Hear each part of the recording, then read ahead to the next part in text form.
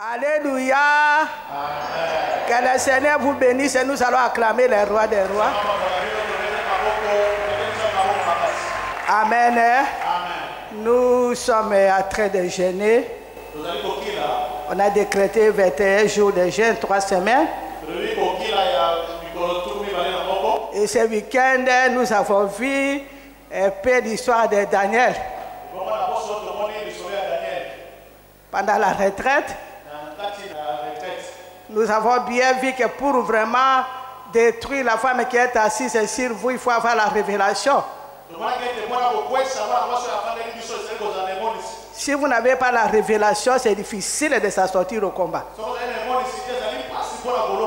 Et nous avons vu lorsque Daniel a découvert qu'après 70 ans, il devait rentrer, comment il a jeûné.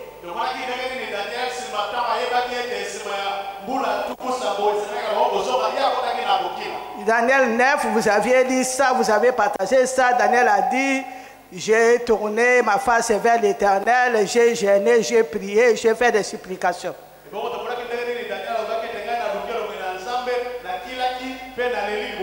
Et la confession aussi. Je pleure tous les jours dans ma vie quand je lis Daniel 9. Quand je vois la profondeur de la repentance et de la confession de Daniel. Et dans verset 20, on dit que l'ange est venu. L'ange Gabriel est venu. Il a parlé à Daniel, je suis venu pour vous ouvrir l'intelligence. Il n'y a que des hommes qui jeûnent et qui prient sérieusement que le Seigneur va ouvrir l'intelligence. Pour comprendre certaines choses spirituelles. Les choses c'est spirituel. Dieu est spirituel. Il est surnaturel. Satan aussi est surnaturel. Il est esprit. Personne ne peut comprendre ces choses s'il n'est pas dans la vie de jeûne et prière. Alléluia. Amen. Et nous avons vu comment l'ange Gabriel est venu lui ouvrir l'intelligence. Il lui a amené le message. Après cela, nous allons partager Daniel chapitre 10. La 3e année de Cyrus, roi de Perse, une parole fut révélée à Daniel, qu'on nommait Beltsatsar. Cette parole, qui est véritable, annonce une grande calamité. Il fut attentif à cette parole et il eut l'intelligence de la vision. En ce temps-là, moi, Daniel, je fus 3 semaines dans le deuil. Je ne mangeais aucun mets délicat. Il n'entra ni viande, ni vin dans ma bouche, et je ne moignis point jusque les 3 semaines fussent accomplies. Amen. Amen. On s'arrête d'abord là-bas. Pourquoi les chrétiens sont restés dans la pauvreté totale, dans le blocage, dans les poids? Parce que les chrétiens n'ont pas compris qu'est-ce que c'est que jeûner. Nous jeûnons parce qu'il y a beaucoup de choses autour de nous qu'on ne comprend pas. Il y a des fardeaux que nous devons porter dans nos vies, dans nos familles.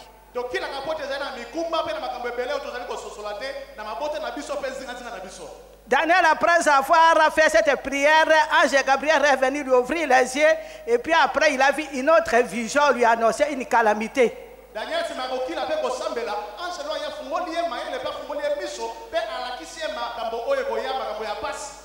Et puis qu'est-ce qu'il a fait? Comme toujours, j'ai fait 3 semaines dans le deuil. Jeûner, c'est être dans le deuil.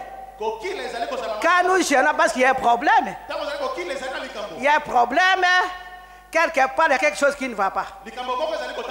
Soit dans ta vie, dans ta maison, dans la vie de ton mari, dans la vie de tes enfants, au travail, dans ta famille, dans ton clan, dans ta tribu et pour les nations. Les hommes qui sont convertis portent les fardeaux même de leur pays.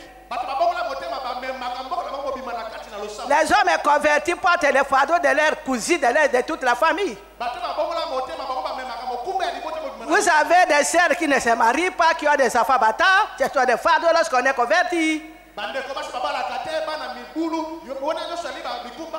Vous avez des frères qui ont des diplômes de chômeurs éternels. Vous avez des familles où les gens mettent au monde difficilement. Nous avons beaucoup de fardeaux. Mais ces choses-là, ces problèmes-là, c'est dans les jeûnes et prières. C'est comme ça, si tu jeûnes, prends les jeûnes au sérieux. Ne soyez pas dans la distraction. Si tu prends ça comme une habitude, tu ne vas pas avoir de révélations.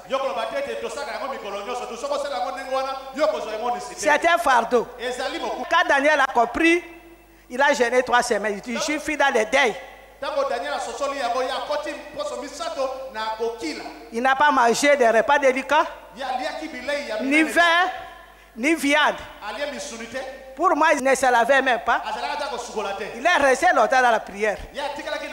Lorsque nous sommes venus dans ce ministère, c'est pour faire ça. La révélation que le Seigneur m'a donnée, c'est pour faire des chrétiens libérés, délivrés, capables par les jeûnes et prières. Quand les gens viennent, des missionnaires, viennent chez nous préparer les retraites à la maison, je leur montre souvent mon cahier. Avant d'avoir ce ministère, j'ai beaucoup jeûné. J'ai jeûné pour le pays. J'ai jeûné même des choses qui ne me regardaient pas. Un jour, j'avais vu qu'il y avait beaucoup de guerres au Golfe. J'ai vu une maison brûler avec les enfants. J'ai décrété 30 jours de jeûne. J'ai jeûné même 30 jours pour gagner des musulmans à Christ. Avant d'avoir ce ministère. J'ai jeûné pour les stériles. Les combats citoyens n'étaient pas encore là. J'avais un fardeau de prier pour les autres. Là même je ne gagne rien, mais Christ est en train de gagner. Donc jeûner, c'est quelqu'un qui prend le fardeau de ça, parce que toi-même tu es bien, que tu dis mais pourquoi tu dois jeûner, parce qu'autour de toi, tout le monde n'a pas encore réussi, dans ta famille, tes enfants, dans les clans, il y a encore beaucoup de combats.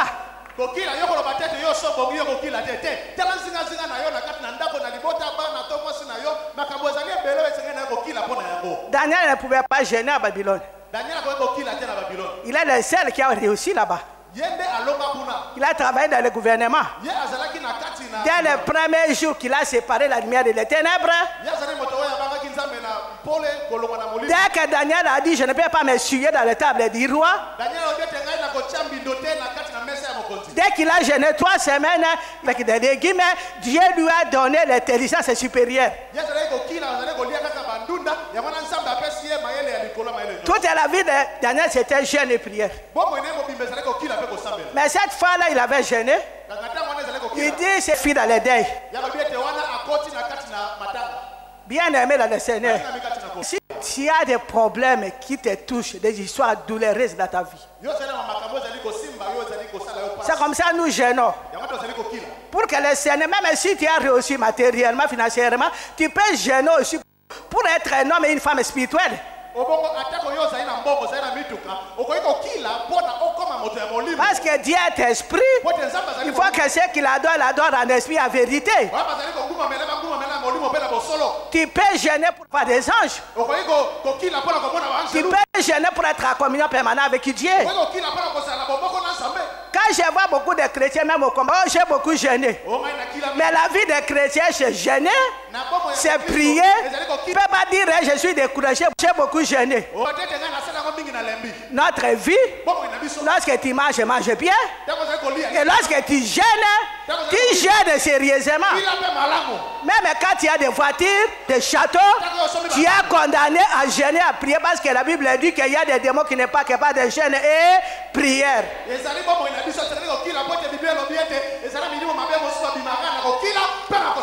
La Bible dit quand le diable arrive, il ronde comme un lion cherchant qui dévorer.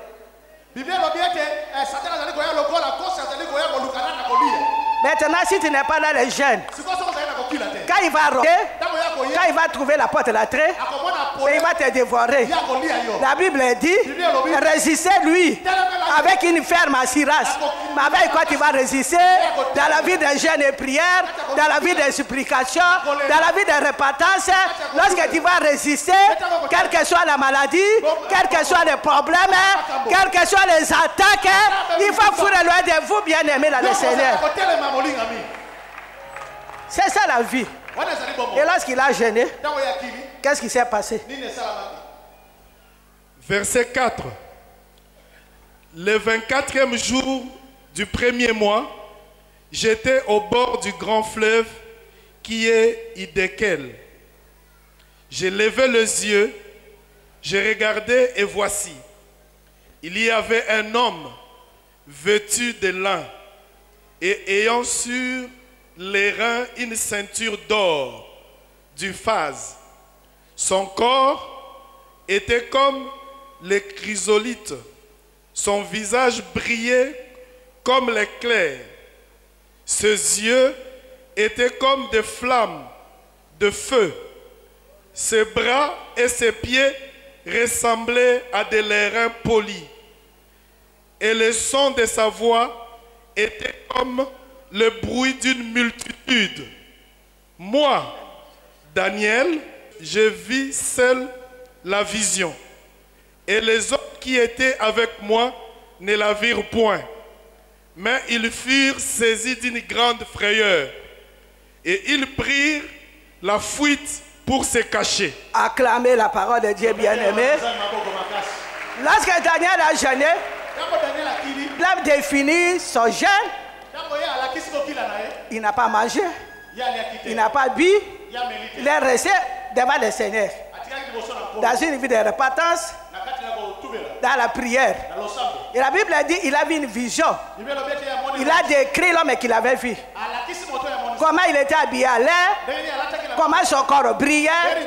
Il a bien décrit l'ange qui est venu. Maintenant, qu'est-ce qui s'est passé?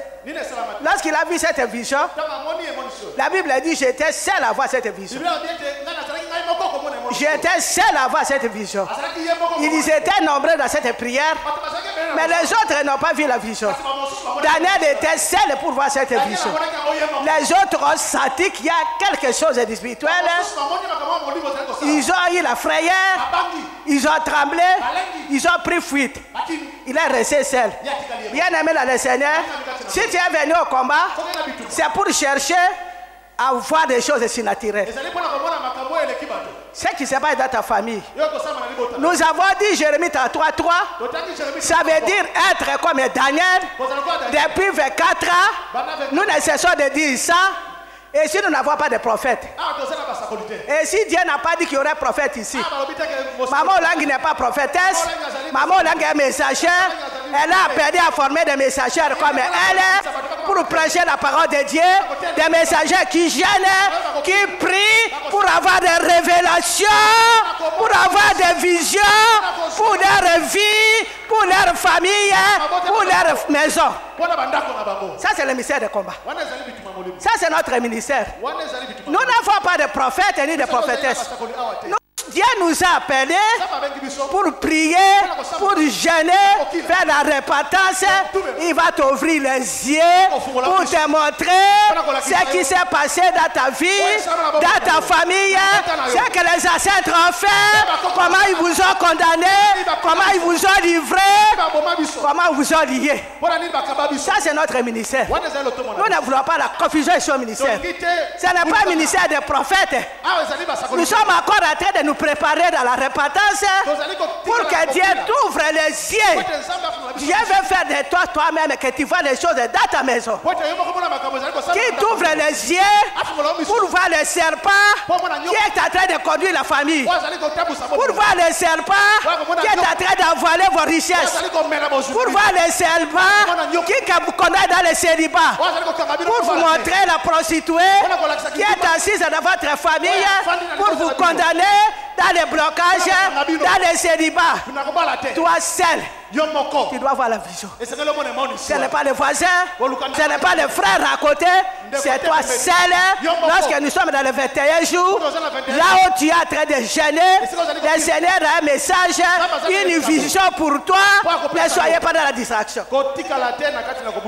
Ça, c'est notre ministère. Vous voyez, le diable aime toujours changer la vision des gens.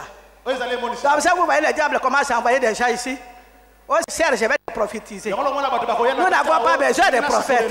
Nous avons besoin de femmes et des hommes qui gênent pour que le Seigneur vienne avec une révélation, pour que le Seigneur nous ouvre les yeux spirituels, pour voir des choses cachées que tu ne connais pas.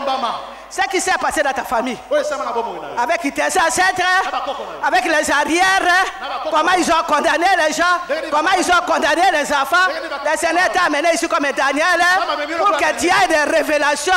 Lorsque tu vas être libéré, tu vas aider ta famille. Tu es venu en mission ici. Même si la famille est dans la sorcellerie, même s'ils sont dans le fétichisme, si tu as mis tes pieds ici, c'est pour les libérer. Lorsque tu auras la vision claire, si c'est le serpent, les gens, tu vas tuer le serpent toi-même, tu vas libérer toute la famille. Toute la famille sera libérée à cause de toi. Prenez les jeunes au sérieux. Lorsque tu vas maintenant détruire des marmites de famille, des marmites, là on a fermé tout le monde, les diplômes de tout le monde, les mariages de tout le monde.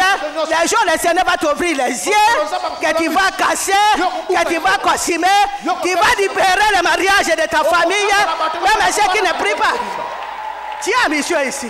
Prends les choses au sérieux. Même si on te combat, tourne le dos. Même si la famille t'injurie, ce n'est pas ton problème. Toi, tu es venu ici pour découvrir des choses anciennes que la famille ne connaissait pas. Comme Daniel. Ne sois pas dans la distraction. Ne soyez pas distraits. Soyez sérieux. Nous avons un Dieu puissant, bien-aimé dans le Seigneur. Un Dieu qui va te révéler des choses. Vous voyez, Daniel a vu la vision. Personne qui a vu. Lui-même a vu. Ta vision de famille, c'est toi-même qui vas voir. Ce n'est pas maman Langui. Je vais vous raconter une histoire. Vous voyez comment le diable change. Depuis qu'on a commencé au bébé 7 heures, moi je ne prie pas pour les gens. Nous sommes venus au parc, je ne prie pas pour les gens. Les mêmes principes que Dieu m'a donné, je vous ai donné. Les 10 définitions de la prière, les obstacles à la prière, les ennemis de la prière, on enseigne cela dans tous les sièges. Ce sont mes révélations. Maintenant, qu'est-ce que le diable a fait? Quand les gens voyagent, prie pour moi. La semaine, le Palestinien a dit, tu fais l'erreur. Tu ne peux plus prier pour les gens. Tu n'es pas le pasteur. Si tu pries pour les gens, le ministère va se détruire bientôt. Tu ne peux pas prier pour les gens qui n'ont pas dormi avec toi. Peut-être à prier pour le voyage. La personne a péché. Lorsque tu vas prier pour lui, s'il fait l'accident, quand si maman s'en mérite, il a couffé. Il ne prie plus jamais. Tu as appris aux gens à prier. La personne doit faire la repentance avant le voyage. Il doit évoquer le Saint-Esprit. Il prend son avion. Le Saint-Esprit sera avec lui. La mère de Dieu sera avec lui. Maintenant, quand les gens viennent, moi je dis je ne prie plus. Ce n'est pas ça la vision. Je vous ai appris à prier. Je vous ai appris la repentance. Quand vous prêchez ici, souvent je suis assis là, Dieu vous utilise. Si tu crains Dieu, si tu as une vie de repentance, une vie de jeûne et prière, Dieu là que je vous ai présenté va vous accompagner, va vous protéger. Je ne vais pas être votre prophétesse. Je suis messagère. Et j'ai reçu l'ordre de former les messagers comme moi. De prêcher comme moi. D'être formatrice comme moi. De former les autres comme moi. Le diable fait de petit à petit nous écarter de la vision. Parce que les gens sont devenus paresseux. Nous sommes venus pour gêner, nous sommes venus pour prier, pour la supplication, pour la repentance. Avec ça, tu as le monde entier entre ses mains. Tu as le monde entier entre tes mains. Moi, quand j'allais prier à Dikassi là-bas, 7 jours, sans manger ni boire, à la montagne, j'ai laissé ma maison, mes enfants, j'avais des combats. Je voulais voir Dieu, les dieux dans ce borne, les dieux de Catherine Koulman, qui jeûnait 40 jours, avant de faire la croisade. Catherine Koulman jeûnait 40 jours. Et Dieu l'a utilisé aux États-Unis. Moi, je voulais expérimenter ce Dieu. Comme pas de jeûne, pas de prière. J'ai laissé ma maison, j'allais chercher Dieu. Et c'est là-bas, la montagne là-bas, que j'ai parlé à langue. C'est à la montagne là-bas que Dieu m'a ouvert les yeux. C'est à la montagne là-bas que j'ai connu Dieu. J'allais avec les pasteurs. Les pasteurs qui m'aidaient dans la prière à Lubumbashi. Vous êtes venus ici pour être comme Maman Lang. C'était un ministère, une femme qui a prié, qui a jeûné, qui n'est pas paresseuse. Jusqu'à présent, je jeûne. Quand j'allais à la montagne, je jeûnais sec. Il n'y a pas d'eau à la montagne. 7 jours secs. Sans manger, ni boire.